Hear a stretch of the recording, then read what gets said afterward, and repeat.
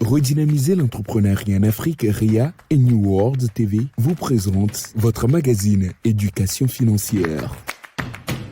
Budget personnel est une nécessité pour nous si nous voulons continuer à accroître nos biens et mieux utiliser nos ressources tout en maîtrisant davantage nos dépenses.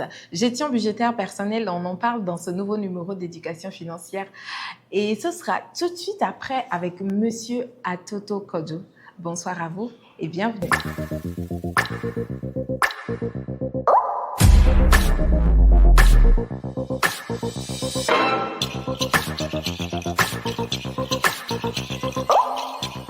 Merci à vous de nous suivre. Aujourd'hui, le thème qui nous réunit est la gestion budgétaire personnelle.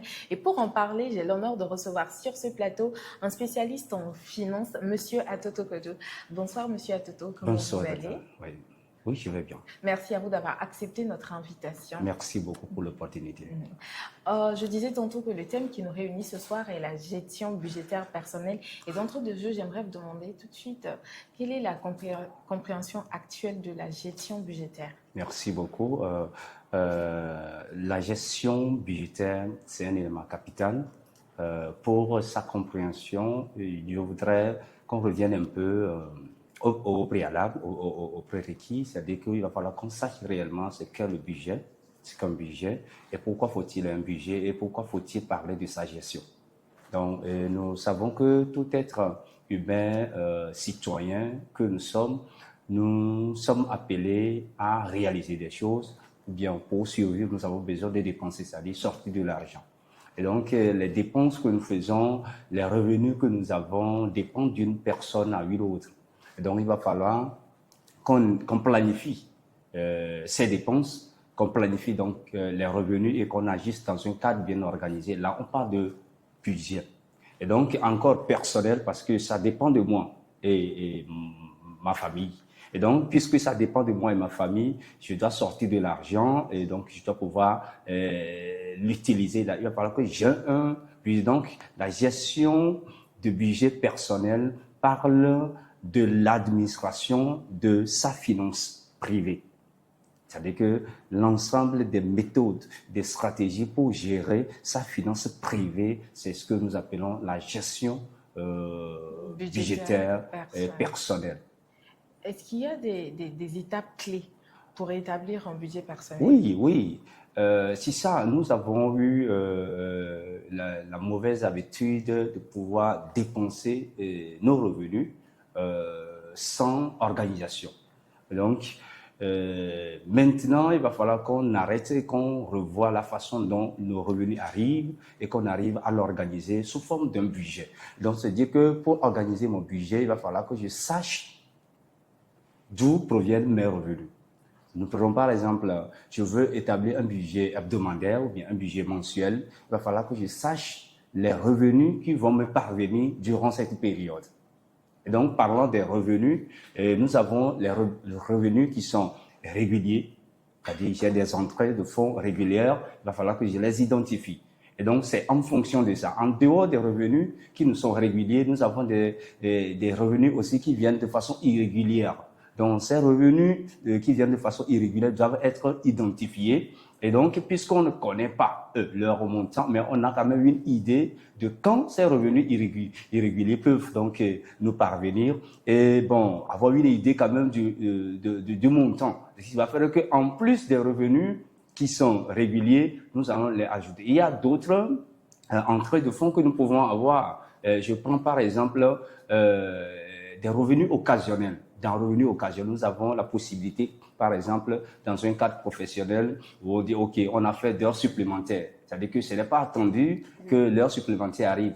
Mais le jour là où bien le besoin du service a fait qu'on a dû faire des heures supplémentaires, cela a été calculé, donc qui m'est revenu. Donc c'est des revenus irréguliers. Ou bien c'est un cadeau, soit c'est un prime, quelque chose qui vient comme ça. Mais la façon dont j'évolue dans ma profession, je sais que des choses comme ça peuvent arriver. Donc je peux faire un plan intégrant donc l'ensemble de ces revenus. Donc parlant de revenus, là il y a le côté sortie de fonds. Donc il va y avoir forcément des dépenses. Donc après avoir identifié donc ces sources de revenus, le remontant, il va falloir que quelles sont donc les sorties que je dois effectuer. Donc, effectivement, le problème se trouve là. Hein? C'est-à-dire qu'on sait quand ça vient, hein, on travaille pour que ça arrive, mais tout ce qu'on a à faire de façon générale, c'est que des sorties non maîtrisées. Ce qui fait que nous sommes en train de poursuivre l'argent au lieu que l'argent soit maîtrisé et que l'argent soit à notre service. Donc, dans cette organisation, il va falloir que celui qui établit son budget personnel sache également quelles sont donc les sorties de fonds. Donc là, nous parlons des dépenses. Il y a des dépenses fixes, c'est-à-dire des dépenses que nous ne pouvons pas éviter. Des dépenses qui sont là, et donc chaque fin du mois, ou soit de façon hebdomadaire, je dois m'acquitter de ces responsabilités. Des dépenses utiles. Des dépenses, oui, qui sont là utiles. Donc, je dois vraiment travailler sur ça, je dois les faire. Donc, ces dépenses sont identifiées. Donc, des dépenses fixes et des dépenses variables. Donc, tout ça là, c'est identifié. Donc, je travaille en conséquence. Donc, une fois que je suis en train de travailler sur les dépenses, nous ne travaillons pas seulement, bien nous ne gagnons pas les revenus seulement pour les dépenser. Il va falloir qu'on sache réellement ce qu'est l'épargne. Donc, à ce niveau, dans les dépenses, il va falloir que je trouve une bonne place pour l'épargne. Parce que si je n'épargne pas, ça signifie que je suis en train de travailler pour rien. Donc, c'est l'épargne qui fera donc de manière à ce que mon argent puisse en fin de compte travailler pour moi. Et parlant de cela, est-ce que vous avez des méthodes à proposer pour pouvoir épargner ou pour pouvoir réussir à maîtriser ses dépenses et mieux épargner? Merci beaucoup. Donc, il y a cette proposition que je voudrais faire. Vous voyez, nos dépenses de façon générale, hein, ça dépend de chaque statut, ça dépend de chaque personnalité et ses responsabilités. Et donc, nous, les chiffres que je veux donner, c'est des possibilités. Vous pouvez modifier ces chiffres selon votre objectif. C'est-à-dire que, oui, selon votre objectif. C'est-à-dire que je ne peux pas me mettre à dépenser mes revenus sans objectif. Donc, je connais déjà mes revenus, je connais les dépenses, mais il faut que j'ai un objectif. Donc, ce sont ces objectifs-là qui vont me permettre de pouvoir, par exemple, situer ceci. Il faut que mes dépenses, que ce soit logement, que ce soit alimentation, que ce soit les factures, l'électricité, tout ça là, que je le cadre, je prends par exemple 50%. Je prends 50%. Et donc, ça, c'est pour le logement, c'est pour l'alimentation, la facture CET. Maintenant, il faut que je prenne soin de moi-même. Il faut que je prenne soin de moi-même, de ma famille. Et donc, il faut que je réserve au moins 20%. 20% pour donc ces dépenses de soins privés, c'est-à-dire de soins personnels. Donc, je réserve 20% pour ça. Et maintenant, pour l'épargne, d'aucuns parlent de 20%, ils réservent 30% pour les dépenses liées aux soins personnels. Mais ici, puisque l'objectif, c'est de faire travailler son argent. C'est-à-dire qu'on ne va pas travailler pour l'argent et le dépenser en même temps. Mais ce qui va nous permettre de faire de manière à ce que mon argent puisse travailler pour moi, c'est l'épargne. Donc, il va falloir que je réserve une bonne partie de l'épargne dans ma gestion de budget personnel. Donc, je réserve 30%. Comment réussir à bien gérer ce budget-là? Parce qu'on peut bien programmer tout ça, mais ne pas pouvoir respecter à la lettre. Oui, justement. Et pour réussir à bien gérer son budget, il s'agit d'une question de responsabilité et de discipline. Vous voyez, on peut beau mettre en place le budget et l'oublier. Mais pour pouvoir arriver à réussir dans sa gestion budgétaire personnelle, il faut respecter ce budget. Il faut le mettre en discipline. C'est-à-dire que c'est ça ma feuille de route. Je dois arriver. Donc, à la fin du mois, je sais que je dois faire ceci. Donc, de cette façon, nous n'allons pas attendre que les dépenses soient prélevées avant de dire que je vais épargner tel. Donc, je sors d'abord mon épargne. Et donc, je sais qu'après l'épargne qui représente 30% pour moi, c'est des exemples. Quelqu'un peut dire, OK, pour mes épargnes, je réserve 50%. Quelqu'un peut dire, oui, bon, ça dépend de chacun avec ses objectifs. Donc, tout dépend de là où tu vas. Donc, en fonction de ça, tu gères ton budget tout en étant respectueux vis-à-vis de ce budget et discipliné vis-à-vis de ce budget. Il faut être prêt à faire quoi? À réduire les dépenses. Parce que les dépenses sont là pour consommer. C'est-à-dire c'est-à-dire elles vont se présenter chaque jour, les dépenses vont se présenter. Mais à nous, par la discipline, de dire, OK, ça, je peux le faire, ça, je ne peux pas faire, ça, ce n'est pas programmé. Donc, si c'est programmé, je ne le fais pas. Ainsi, je suis en train d'agir en fonction des prévisions budgétaires dans le budget prévu. D'accord, merci. Et aujourd'hui, nombreux sont ces personnes-là qui veulent acquérir la gestion de budget. Quelle information ou compétences ces personnes-là doivent rechercher? Merci beaucoup. En principe, il y a beaucoup de choses qui nous ont manqué. L'école occidentale nous a mis dans ce cadre où on n'a pas assez d'informations sur l'argent. On n'a pas eu assez d'informations sur l'argent. Et tout ce qu'on sait, c'est de travailler, gagner de l'argent et ensuite les dépenser. Est-ce qu'il y a des informations qu'on doit... Oui, des informations, c'est de savoir d'abord que l'argent n'est pas fait seulement pour être dépensé. Donc, l'argent est fait pour ensuite nous servir. Pour que l'argent arrive à me servir. Donc, il va quel sens? Oui, l'argent doit arriver à me servir parce que, en fin de compte, ce n'est pas moi qui devrais continuer par travailler pour l'argent, mais il faut que l'argent travaille désormais pour moi. Et donc, dans ça, il faut que je décide de la destination de mes fonds, c'est-à-dire de mes revenus. Voilà, il faut qu'on arrive à accepter ça et qu'on y travaille en conséquence. Et dans ça, il faut que j'arrive vraiment à maîtriser mes sources de revenus. Et donc, si je prends par exemple l'épargne que j'ai, donc ces épargnes, je ne les mets pas de côté seulement pour les regarder. Donc, le fait que j'ai l'ambition, la vision, l'objectif de pouvoir faire fructifier l'argent qui tombe dans mes mains, ça m'amène forcément à faire quoi? À mettre en place un budget. Oui, c'est ça. Sinon, la base, c'est là. Aujourd'hui, on sait que dans toute chose, on arrive souvent à commettre des erreurs. Et quelles sont souvent ces erreurs? Quelles sont les erreurs que les gens doivent éviter en matière de gestion budgétaire? Merci beaucoup. La première erreur, c'est de trop vite aller en suivant les circonstances.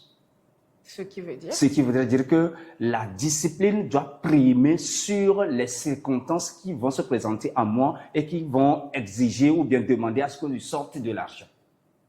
Mais aujourd'hui, je peux beau être discipliné, mais si j'ai des imprévus, je peux pas m'empêcher. Justement, dans mon budget, j'ai une part réservée pour les imprévus. Et je ne dois pas dépasser un certain montant selon les revenus qui me sont parvenus. Donc, c'est-à-dire que je ne dois pas vivre au-delà ou bien je ne dois pas faire des dépenses qui sont supérieures à mes revenus. Voilà. Donc, c'est ça qui va me permettre vraiment de me retrouver, de pouvoir aller. Donc, je suis prêt à minimiser les dépenses. L'autre erreur, c'est notre environnement. Je prends par exemple un jeune, il a ses amis, bon, ils ont leur habitude de dépenses. Peut-être il y a des choses qui sont là. Mais moi, par exemple, je n'ai pas ces moyens. Donc, je ne peux pas chercher à faire comme eux, ou bien à entrer dans cette équipe-là. Et puis, non. Mais il va falloir que je sache ce qui me revient, ce que je peux faire. Je vis au regard, ou bien à la taille de ces revenus. Donc, je ne vais pas chercher à faire autre chose que ce. C'est-à-dire, je ne dépense pas ce que je n'ai pas. Je ne dépense pas. Donc, l'erreur, c'est d'éviter ça. C'est-à-dire que l'erreur-là, il faut l'éviter. C'est-à-dire que je ne dépense pas plus que ce que j'ai. Je dépense et j'agis suivant mon budget. Voilà. Et l'autre erreur, c'est celle-ci. C'est vrai, il faut être généreux. Il faut agir, faire le social. C'est bon. Maintenant, je fais le social selon ce que je peux faire. Oui. Voilà, selon ce que je peux faire. Je ne peux pas vraiment aller au-delà de ça. Donc, voilà un peu les quelques éléments que je peux dire par rapport aux erreurs. Voilà. Et est-ce qu'il y a un élément clé que vous pourriez donner pour peut-être éviter toutes ces erreurs-là? Oui. L'élément clé, c'est le budget. Il faut que vous ayez votre budget. Il faut que vous ayez bien avant ce budget, un objectif financier. Votre objectif financier trace le chemin. Et c'est en fonction de cela, vous établissez votre budget, et c'est en fonction de cela, vous déterminez les pourcentages que je venais de donner, les 50, 30 ou 20%. Voilà, vous déterminez ces éléments-là. Donc, c'est ça que, si vous voyez que vraiment vous êtes assez attaché par exemple au téléphone, et que là, quand vous avez vos téléphones, vous pouvez voir tel, puisque si c'est sur un document, vous l'avez à la maison, mais à la sortie, vous avez vu tel, non. Là, vous pouvez intégrer votre budget à votre téléphone. C'est-à-dire que votre budget vous suit. Donc, tout ce que vous faites, vous le faites au regard de votre budget. Justement, je voulais même demander s'il y a une application ou bien un outil que vous pourriez recommander aux gens. Oui, il y en a. Il y a par exemple Bankin. Bankin, ça aide beaucoup. Vous avez l'application là qui peut vous permettre de pouvoir suivre. L'application, c'est comme vous avez un compte et puis vous avez un besoin, vous avez déjà fait des opérations, mais il n'y a plus un solde qui permet à ce que vous fassiez encore de retrait. Mais vous ne pouvez pas forcer la banque à vous donner, à moins que ce soit un découvert. Voilà. Donc là, l'application vous dit que ok, vous êtes arrivé à tel niveau de votre budget. Vous ne pouvez plus tel, vous ne pouvez plus prendre votre voilà, parce que vous avez déjà défini des règles. Voilà. Donc il y a Linkso aussi. Donc il y a les deux applications que je peux donner. Donc aujourd'hui avec le digital, je pense que nous avons ces moyens, ces facilités de paiement mobile. Mais ces éléments ont un piège. C'est-à-dire qu'on est à une fête, parce qu'il y a la joie, on peut facilement sortir de l'argent de son compte Flows, de son compte T-Money, ou bien de sa carte de crédit, sans le savoir, parce que l'environnement a prédisposé tout ça là. Donc, je pense que ces éléments... Sans le savoir. Oui, sans le savoir, oui. Sans le savoir comment. Oui. Je suis conscient de mes actes. Oui, vous êtes conscient, mais l'environnement du moment a fait que vous avez accepté que ça passe. Nous prenons par exemple l'exemple d'une équipe d'amis qui se retrouvent dans une buvette. Au début, ils ont prévu peut-être de ne prendre qu'une bouteille, mais après que ça passe, on dit ok, il faut ramener encore. Oui, il faut ramener encore, parce que quand ça saoule, c'est qu'on n'est plus vraiment conscient de la chose. On a oublié tout ce qui a été prévu, donc on agit pour tout ça. Vous voyez? Donc, c'est des éléments aussi qui font partie des erreurs évitées. D'accord, merci beaucoup. La différence entre un budget fixe et un budget flexible? Très bien, merci beaucoup. En réalité, un budget, c'est un budget. Un budget, c'est un budget. Donc, quand nous disons qu'il y a un budget flexible, ça ne veut pas dire que je peux tordre du cou à mon budget et faire ce que je dois faire. Et là, parlant de budget fixe et budget flexible, nous sommes dans le cadre d'une activité professionnelle. Nous avons un budget que nous allons agir suivant ce budget. Mais en évoluant, nous avons rencontré des opportunités qui peuvent nous aider à améliorer notre production. Peut-être des investissements qui n'étaient pas prévus. Mais bon, finalement, on se rend compte qu'il va falloir qu'on fasse ceci. On peut faire ceci, vu ceci, on peut faire ceci. Donc, notre budget, nous pouvons faire quoi? Nous pouvons y travailler afin que cela puisse répondre aux besoins existants. C'est-à-dire que la situation actuelle qui se présente à nous, on répond à ça. On donne une certaine flexibilité à notre budget. Pendant que le budget fixe, c'est un budget une fois installé, c'est un budget établi. On doit pouvoir le respecter. Et tout budget a cette nature. C'est-à-dire cela doit être respecté de façon rigoureuse, de façon vraiment à ce que nous puissions rester dans la ligne qu'on s'est fixée. Dans le cas où je ne suis pas de nature à respecter mon budget, vous pensez qu'il y aurait quel genre de conséquences? Oh, ça c'est comme si je me mets dans une voiture que je voudrais vraiment conduire sans savoir où je vais. Donc, si je peux me retrouver nulle part, c'est-à-dire que quand je dis nulle part, c'est-à-dire que je veux me retrouver à un endroit qui ne va pas m'arranger. Voilà. Donc, ça veut dire que là, on crée sa pauvreté. Et là, je voudrais le dire que, c'est-à-dire en réalité, la production, quand on travaille, il y a deux possibilités. Soit nous travaillons juste pour consommer. Ça, quelqu'un qui n'a pas de discipline pour son budget personnel, cette personne travaille juste pour la consommation, pour survivre.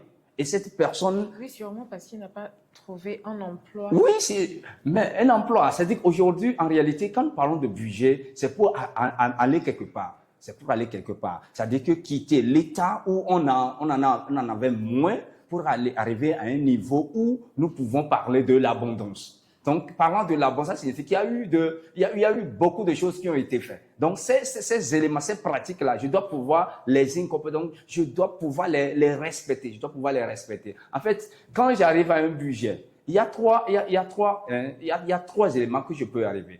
Si je décide d'avoir un budget qui soit déficitaire, là, c'est-à-dire que j'ai les consommations qui sont supérieures à la production. C'est-à-dire que mes revenus sont vraiment inférieurs à ce que je dépense. Oui, c'est-à-dire que là, il va falloir que ça soit corrigé. Ou soit, je suis à l'état où j'ai un budget équilibré. Donc, je consomme, voilà, ce que je produis. Bon, demain va encore trouver. Non, en réalité, ce n'est pas ça. On ne vit pas comme ça. Oui, on ne vit pas comme ça. Il va falloir mettre quelque chose de côté parce que c'est ça qui va contribuer à la promotion. À la promotion. Après c'est pourquoi il est souhaité que les budgets soient excédentaires. C'est-à-dire que les revenus sont largement supérieurs aux dépenses. C'est-à-dire que j'ai l'épargne, mais je sais qu'il y a quelque chose qui est là. Et donc ça, les imprévus, bon, je peux tirer, mais il doit toujours rester parce que là où je vais, il va falloir que j'apprenne à investir. J'apprenne à mettre l'argent au travail.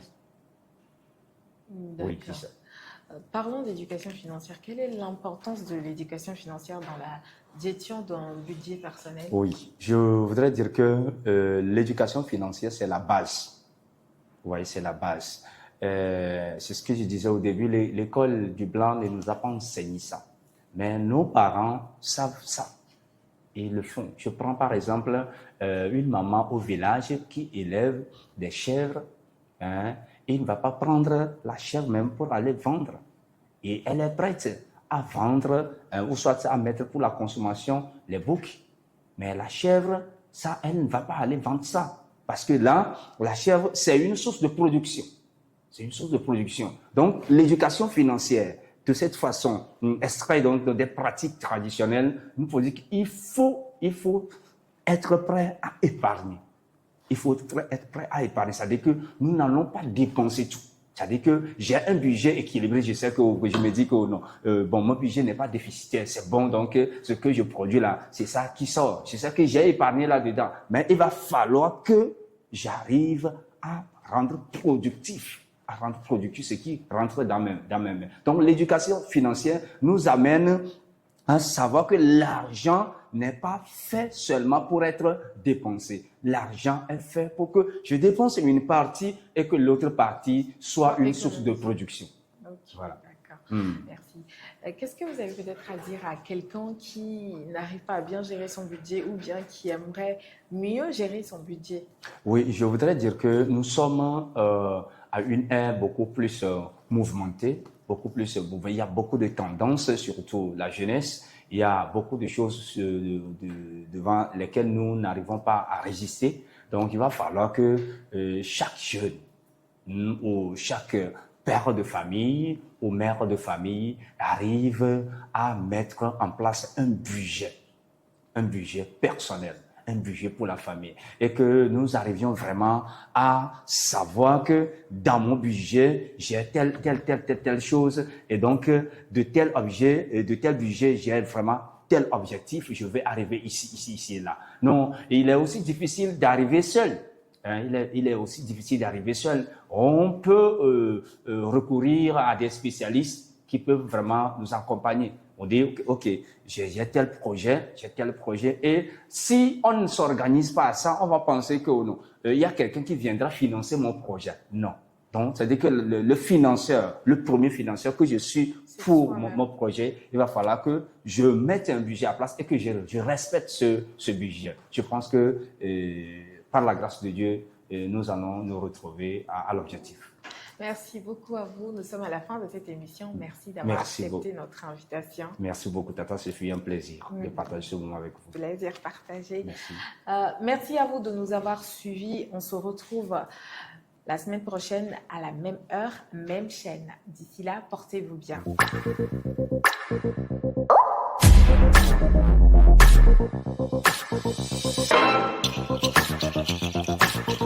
Votre magazine Éducation financière vous a été présenté par Redynamiser l'entrepreneuriat en Afrique, RIA et New World TV.